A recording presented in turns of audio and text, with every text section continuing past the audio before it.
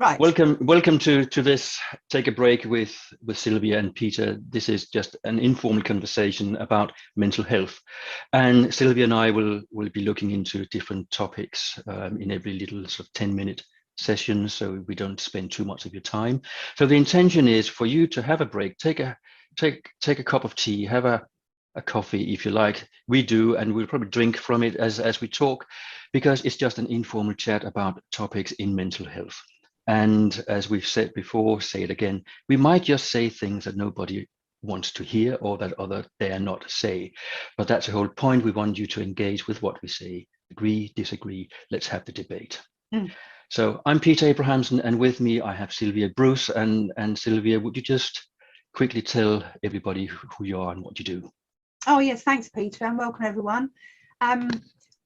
My name's Sylvia Bruce. I'm a former investment banker, been in finance for many years. My last position, HSBC, I run a huge portfolio, but I was also the mental health and workplace champion and ran the mental health committee. I'm also an integrative counsellor, an NLP coach, master coach, art therapist, equine assisted NLP therapist, and lots of other qualifications beside, and all that's born of my own mental ill health to full recovery experience, all whilst I was working in banking. I now talk mental health consultant, and work with businesses to push the agenda forward. Thank you. And my story is similar, obviously not the same. Over 40 years, I've worked in different jobs, anything from hospital cleaning to project management to I'm a translator and interpreter by first education. Over the years, I changed and got a degree in psychology along the way, and I'm also a coach, and I've a qualification in thought field therapy. Along the way, I was always more interested in what the people were like, what they felt like where I worked, rather than what I was hired to do. It's a bit of an embarrassment to tell my old employers that actually I was more interested in the employees and themselves than in my job. But I've since then worked over 18 years as a supply chain consultant, again more interested in the people in the forklift trucks and those in the boardroom. So I decided to go solo and then use my psychology and my coaching on one-to-one, helping people get over their life issues, and also working with organizations just like Sylvia does. And like Sylvia, yes, I had my mental health issue in the past, and I was the one turning out very negative for work because of what happened outside of work. So we shouldn't just think that mental health issues start at work. They can start anywhere, but we take them into the workplace and we take them out of the workplace into our home life. So that's a little bit about us. And today's topic is, has mental health issues become fashionable? Oh, I think that's going to. Has it now become the in thing to say, hey, I have a mental health issue, or I did, and here's how I overcame it.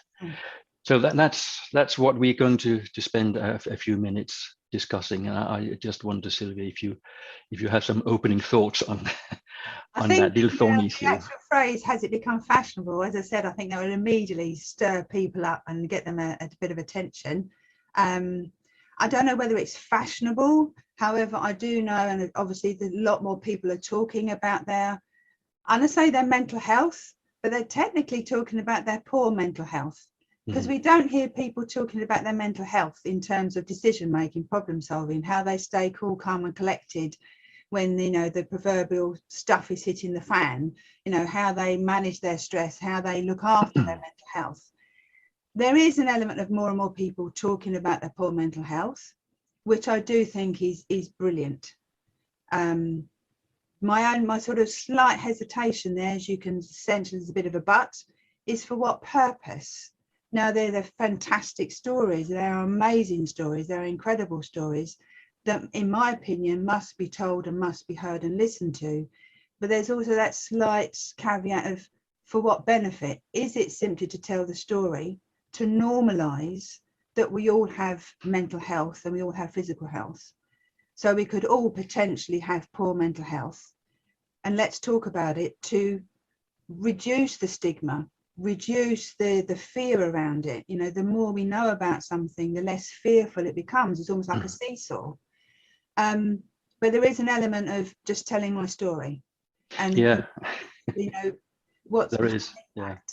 Yeah, I think that's, I've certainly seen this in yeah. the media and in social media, that the more celebrity you are, the more people will listen to you having had mental health issues, or being in the middle of mental health issues. So if you're a TV presenter, if you're a sports personality, if you're an actor or something, it's become very popular to mention that. And you see on LinkedIn, for example, where I do most of my social media work, is there's so many stories about people's mental health, as if it's become a competition. Look, I'm worse than him or her, or my problem is bigger than yours. And it's difficult for you and I to talk about, because we've been there and have no intention whatsoever to ridicule anyone who talks about their mental health. But it's a very brave mental health issues. thing. It's brave to talk about it, but you just have to figure out why. What's the purpose? Am I, like you and I, doing something with other people to either prevent mental health issues, or do the repair work afterwards, or is it just to get attention?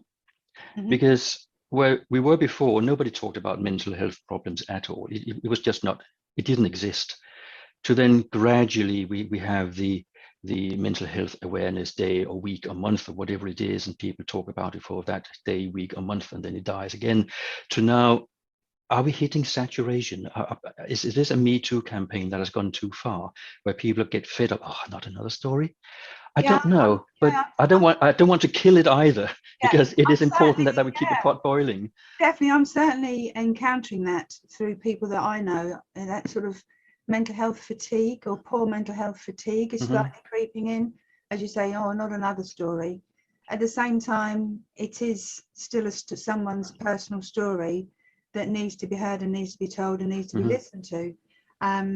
It's that balance, isn't that fine balance? Because there are also many people out there who are struggling with their mental health, who have had similar stories like you and I, that are private. It's not all about let's talk. It's also a very, very private matter. And I know there are some people that sit there and think, well, yeah, that's great, but what about my story? But I am not going to talk about my story, because I'm a very private person. So that, it's also to remember that. And picking up on your point about purpose, I wonder whether in there's this an element of, if we do hear those stories, the purpose of those is perhaps to encourage more compassion, more empathy, more kindness, that we are all human and we are all vulnerable. And there is an element, I get that on the competitive side. Well, I had general depressive disorder. Well, I had severe general depressive disorder. Well, I've got this anxiety, that anxiety.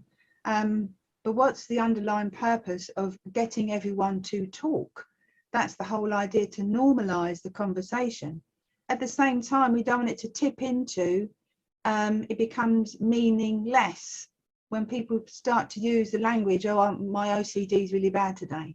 But they've never had a diagnosis of OCD. I'm really depressed today, but they've never had a diagnosis of depression. Yeah, there's that. I think we're getting to the point where there's so much talk about poor mental health that the terminology is getting out there and it's being used, it's being abused, it's being misunderstood. So we still have a lot of education to go through, like what you and I can do, to say, well, this is what it is, this is what it is absolutely not. I had a comment just the other day, well, so how do you then analyze people? Well, I don't analyze people. I listen to what they have to say, and then we talk about that and analyze what they say and find reasons behind. So it's like putting a puzzle together. But we do not have X-ray vision. We do not have a magic wand or a crystal ball. So for me, this is all about normalizing the conversation. It's about bringing it right back down to earth where it belongs. And nobody talks about, hey, my leg was more broken than yours. So why do we talk about how my mental health problem is more severe than somebody else's? It is not a competition. The individual experience is tough enough as it is, and we have to realize that just because it is not visible doesn't mean it's not there. Mm. So I think that is probably enough for one coffee break. And if you have any comments out there in the LinkedIn world or other worlds that you want to object violently to what we said, by all means do. If you agree, if you have your own views and experiences, share them with us in the messages and comments below. And we look forward to seeing you at another Have a Break and listen to some mental health talk with Sylvia and Peter. Take care. Bye for now. Thank you. Yeah, see you later. Bye-bye.